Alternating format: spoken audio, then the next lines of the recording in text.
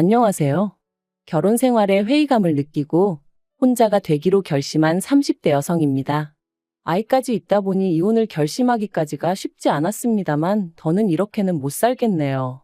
남편은 저더러 측은지심도 없냐면서 저를 마치 피도 눈물도 없는 사람이라 말하지만 측은지심이고 뭐고 내 자식이 우선 아니겠어요? 저는 오히려 남편한테 되묻고 싶어요. 애랑 시조카 중 누가 우선인지 분간도 못하느냐고요.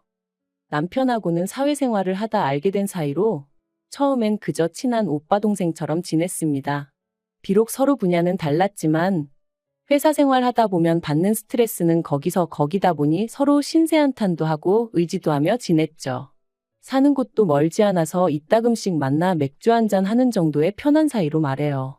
그런데 그렇게 지낸 지 몇 년이 흘러 제 나이 30, 남편 나이 32이 되었을 때 남편이 뜬금없이 결혼 전제로 한번 만나보자더라고요. 처음엔 생각지도 못한 남편의 말에 당황스럽기도 하고 한편으론 날 뭘로 보고 저런 소리를 하나 싶어서 기분이 좋지만은 않았어요. 그래서 장난치지 말라니까 진심이라며 한번 생각해 보라나요? 그리고 저는 일주일 동안 고민한 끝에 그러자 했습니다. 솔직히 결혼 전제라고 해도 아니다 싶으면 헤어지면 되는 거지 얼마나 큰일 나는 것도 아니다 싶었거든요. 게다가 곰곰이 되짚어보니 그래도 사람이 성실하고 한결같다는 점 그리고 저를 포함한 주변 사람들한테 잘하는 점이 마음에 들기도 했고요. 한편 알고 지낸 세월이 있다 보니 갑자기 사귀기로 했다고 해서 뭐가 크게 달라지진 않았어요. 그렇다고 서운했냐 하면 그것도 아니었죠. 오히려 다른 연인들하고 비교했을 때 알아가는 과정에 있어 서로 부딪히거나 오해 살 행동을 한다거나 그런 일이 없어서 편했거든요. 그런데 사귄 지 1년쯤 되던 해, 그러니까 제 스스로 남편에 대해선 모르는 게 없다 싶어지던 그 무렵, 남편 입에서 상상하지도 못한 이야기가 흘러나왔습니다. 남편에게 누나, 그러니까 신우가 있었더라고요. 처음 알게 된 순간부터 그날까지 한 번도 신우에 대해서는 얘기한 적이 없었어요. 이따금씩 부모님하고 어디 간다, 밥 먹는다 뭐 이런 이야기는 했었어도 말이죠. 심지어 저는 아래로 남동생이 있다 보니 제 동생에 대해 이야기를 한 적도 있었는데 그러면 보통 듣는 사람도 자기 형제자매 이야기를 한 번쯤은 할 수도 있잖아요.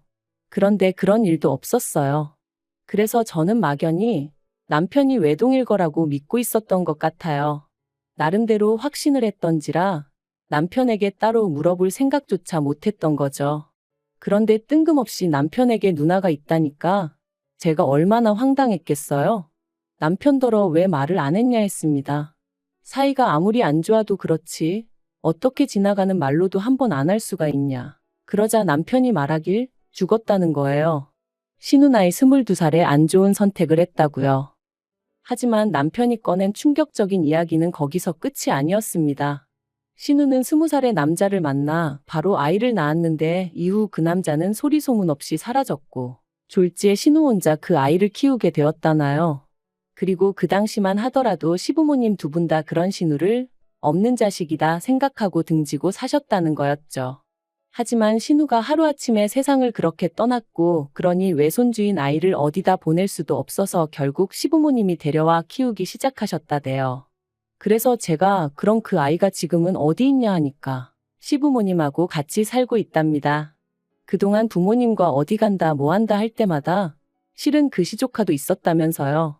솔직히 그 이야기를 듣는 동안 제 심정은 어떻게 표현해야 할지 모르겠네요. 뭔가 현실감이 없었달까요? 하지만 당장에 제가 나서서 이러쿵저러쿵 할 일이 아니었기에 그저 남편의 가슴 아픈 가족사 정도로 받아들였고 이후로는 저도 자주는 아니지만 나름대로 그 조카를 챙겨주게 되었어요. 데이트를 마치고 집으로 들어가는 남편에게 하다못해 케이크라도 하나 들려보내게 되고 지금 생각해보면 그렇게까지 할 필요는 없었던 것 같은데 아예 몰랐으면 모를까 듣고 나니까 가만히 있기도 뭐했거든요. 그리고 또 다음 데이트 때 만나면 조카가 너무 좋아하더라 시부모님이 제 마음씨에 감동하신 눈치더라에 대니 나름대로 뭐랄까 인정을 받는 기분이었죠. 그래서 조금씩 더 신경을 쓰게 되고 차라리 남편이 이런 거 안 해도 된다고 말이라도 해줬더라면 저도 적당한 선에서 접었을지도 모르는데 말해요. 그리고 그렇게 사귄 지 어느덧 2년이 넘어가던 무렵 남편이 결혼 이야기를 꺼냈습니다. 처음부터 결혼 전제로 한 만남이었으니 이상할 것도 없었죠. 저는 남편에게 조심스레 시조카는 계속 시부모님이 키우시는 게 맞냐고 물었어요. 사실 남편에게 시조카 이야기를 들었을 때 가장 친한 두 친구에게 이 사실을 알렸는데 두 친구 다 저더러 그러다 제가 떠맡아 키우게 되는 거 아니냐고 그러더라고요. 그리고 솔직히 설마 그런 일이 생기겠냐 말했지만 마음 한구석에선 불안함이 있었던 게 사실이에요. 아닌 게 아니라 남편이 이따금씩 입버릇처럼 시조카가 곧 사춘기라 그런지 시부모님보단 자기를 더 따르는 것 같다고 했었거든요. 그리고 그럴 때마다 저는 그저 잘해줘 하고 말긴 했지만 막상 남편하고 제가 결혼하고 나면 그때는 시조카를 어디까지 받아줘야 하나 싶기도 하고 시부모님 입장에서도 시조카 일이라면 저희한테 의지하려고 하시진 않을까 하는 걱정도 들고 나름대로 고민이 많았답니다. 그래서 남편이 결혼 이야기를 꺼냈을 때 좀 껄끄러운 주제긴 해도 확실히 짚고 넘어가야겠다 싶었네요. 그리고 제 질문에 대해 남편은 정말 단호하게 제가 생각하는 그런 일은 없을 거라 잘랐습니다. 처음부터 시부모님이 책임지겠다 하셨고 자기는 그저 시부모님의 아들이자 시조카의 삼촌으로서 신경을 써주는 것뿐이라며 저한테까지 그런 걸 기대하지도 않고 그런 부담을 주지도 않을 거라대요. 여담이지만 남편의 태도가 어찌나 단호하던지 안심이 되면서도 동시에 저렇게 칼 같은 구석이 있었나 싶더라니까요. 아무튼 그래서 남편의 말만 믿고 결혼을 진행했습니다. 친정 부모님도 저와 같은 걱정을 하시는 눈치시긴 했지만 남편이 아니라고 하니 더는 뭐라 추궁하지 않으셨고요. 그런데 문제는 저희가 식을 올리고 얼마 지나지 않았을 무렵이었습니다. 하루는 어머님이 연락도 없이 저희 집에 오셨는데 시조카랑 함께더라고요. 그래서 제가 무슨 일로 오셨냐니까 날씨도 좋고 주말인데 저희더러 시조카 데리고 어디 놀러 좀 다녀오라는 거예요. 당황스러웠지만 곧바로 죄송하다. 저희 부부끼리 선약이 있다 말씀드렸습니다. 거짓말이 아니라 그날 오후에 지인 부부랑 식사를 하기로 되어 있었거든요.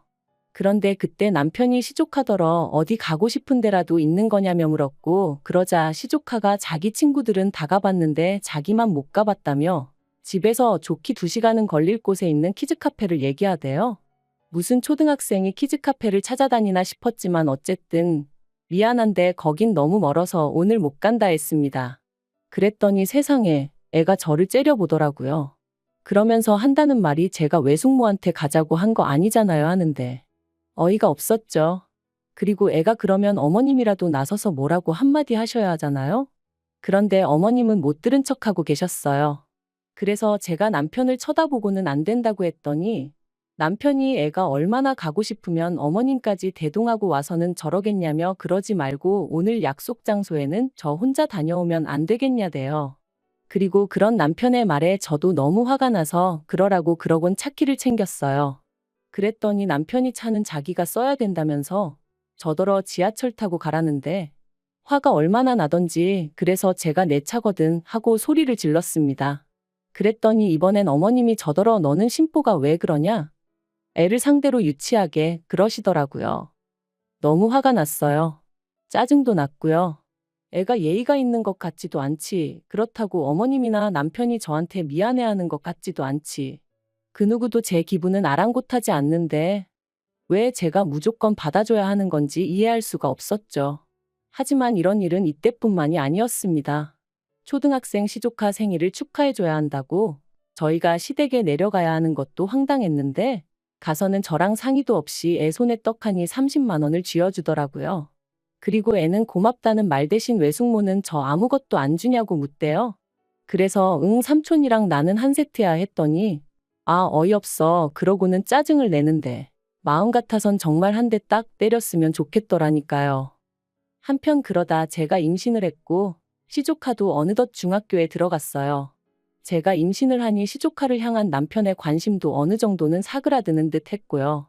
그런데 그때부터 시조카가 저희 남편한테 집착을 한다는 게 느껴졌습니다. 하루가 멀다 하고 자기가 삼촌한테 상의할 게 있다며 문자고 전화고 어지간히 해댔거든요. 그리고 남편은 지금 한창 부모가 그리울 땐데 부모가 없으니 자기한테 그러는 것 같다며 모진 소리를 못하겠다 했죠. 그뿐만이 아니었습니다. 자기 와이프는 배가 불러오는 와중에도 한 푼이라도 더 벌어보겠다고 회사에 나가고 그래서 쉬는 날이라곤 주말밖에 없었는데 그런 와이프는 나 몰라라 하고는 시조카 밥이라도 한 끼 사주고 와야 마음이 편하겠다며 주말이면 시댁에 다녀오기 일쑤였어요. 오죽하면 보다 못한 저희 친정부모님이 저희 남편더러 지금 누굴 먼저 챙겨야 되는지 판단이 안 서느냐고 화를 내실 정도였다니까요. 하지만 욕을 먹어도 그때뿐이었지요. 시조카가 시부모님과는 이야기하기 싫다며 방문을 걸어 잠그면 시부모님은 또 안절부절 못하고 저희 남편을 불러대셨고 그러면 남편은 그걸 모른 척하지 못했으니까요. 그래도 시간은 흘러 저는 딸아이를 낳았고 이때부터는 정말 시조카가 악마로 보일 정도였습니다. 시부모님을 어떻게 구워 삶은 건지 이 핑계 저 핑계를 대가며 어떻게든 저희 부부를 한 달에 2번은 시댁에 내려오게끔 만들었고 시부모님과 남편의 관심이 저희 애에게 향하기라도 하면 어찌나 저희 애를 노려보던지 해코지라도 할까 싶어 저는 한순간도 저희 애한테서 눈을 뗄 수가 없었어요. 게다가 매번 자기가 이게 먹고 싶네 저게 먹고 싶네 해서 애를 데려가기도 참으로 난감한 식당만 골라대질 않나. 차에 탈 때도 보란듯이 지가 앞자리를 차지하고 앉아서는 저희 남편하고 둘이서만 조잘조잘. 저는 뒷자리에서 빽빽 울어대는 애만 끌어안고 이게 뭐하는 짓인가 싶은 기분이었거든요. 남편은 시조카가 그러는 게 사람 정이 그리워서 그러는 거라지만 그것도 정도가 있어야지. 왜 그 정을 내 남편한테서만 찾는 건지 미치고 팔짝 뛰겠더라고요. 그래서 결국 올해 초 제가 남편한테 시조카랑 거리를 두라 했습니다. 언제까지 우리가 시조카한테 끌려다닐 수도 없고 나는 당신의 관심과 사랑이 온전히 우리 애에게 향하기를 바란다고. 요즘 나는 나 혼자 애 낳고 나 혼자 애 키우는 기분이라고 정말 매달리듯 하소연을 했어요.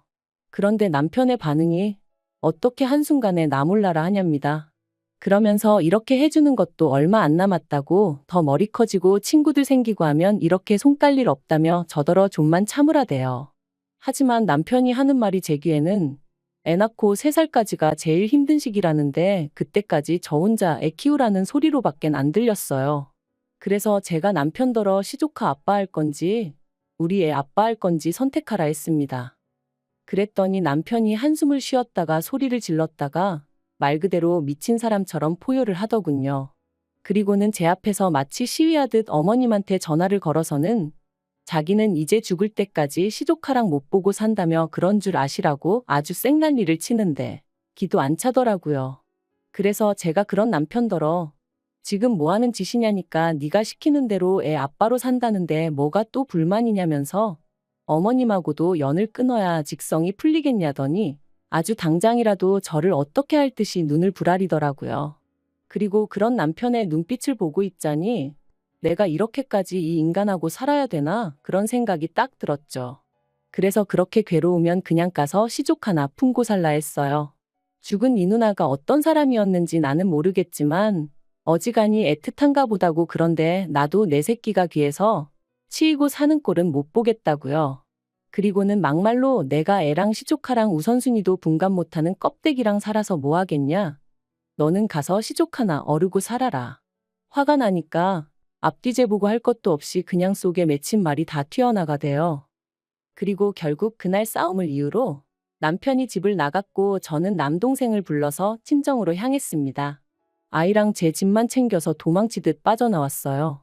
그런데 황당한 건 그러고 이틀 뒤 어이없게도 남편이 시부모님을 대동하고 저희 집에 찾아왔습니다. 하지만 저희 친정부모님이 어디 경우가 없어도 정도가 있지 어떻게 연락도 없이 사돈집에 불쑥 찾아오느냐고 인터폰 너머로 큰 소리를 치셨죠. 그리고 저는 흥분하신 친정부모님을 대신하여 남동생을 대동하고 남편과 시부모님을 만났습니다. 이야기가 길어질 것 같아 집 앞 카페로 자리를 옮겼고요. 시부모님이 저더러 앞으로 어쩔 생각이냐시길래 이혼하겠다 했습니다. 그랬더니 저더러 너도 애엄마면서 어떻게 그렇게 모지냐 하시대요. 그래서 저는 제 자식만 보이는 사람이라고 시조카까지 챙길 여유도 없고 그러고 싶은 마음도 없다 했습니다. 그리고는 분명히 결혼할 때 내가 신경 쓸 일도 없을 거고 그럴 만한 상황을 만들지도 않을 거다 해놓고 이제 와서 저더러 이러는 거 사기라고 했죠.